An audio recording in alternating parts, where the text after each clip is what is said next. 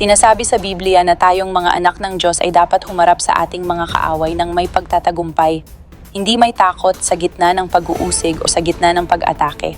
Ang panghinaan ng loob, magduda o mawalan ng pag-asa ay nangangahulugang hindi natin tunay na kilala, naunawaan o naaalala ang Diyos na nasa ating panig. Ang Diyos na nakikipaglaban para sa atin sa bawat labanan at laging dumarating na may makapangyarihang kamay. Maniwala ka sa akin, walang dahilan upang hayaang makapasok ang dyablo sa iyong puso o kaisipan. Kapag dumating ang pag-uusig, kapag may mga taong kumukwestiyon sa iyong pananampalataya at sinusubukang pigilan ka sa pagtupad sa tawag ng Diyos sa iyong buhay, wala kang dapat katakutan. Wala kang dahilan upang malungkot o isipin na baka nananalo ang dyablo. Isa yang kasinungalingang pinaniniwalaan mo kung ganun ang ginagawa mo. Dapat mong harapin ang iyong mga kaaway, ang dyablo at ang pag-uusig ng may pagtatagumpay sa bawat pagkakataon. Gaya ng sinabi ni David, lalabanan ko siya.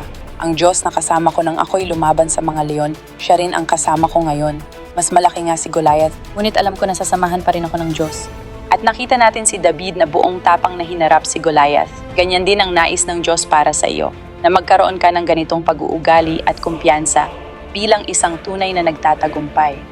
Dalangin kong maunawaan mo ang revelasyong ito upang mamuhay ka bilang isang matagumpay na anak ng Diyos. Hindi tayo naghahangad ng tagumpay. Nasa atin na ito. Hindi ito isang katanungan sa mundong ito. Sigurado ang ating panalo dahil ang Diyos ay nasa ating panig. Hindi siya nagkakamali. Hindi niya ito makaliligtaan. Siya ang namumuno sa iyong koponan. Ito ang panalong koponan ni Jesucristo.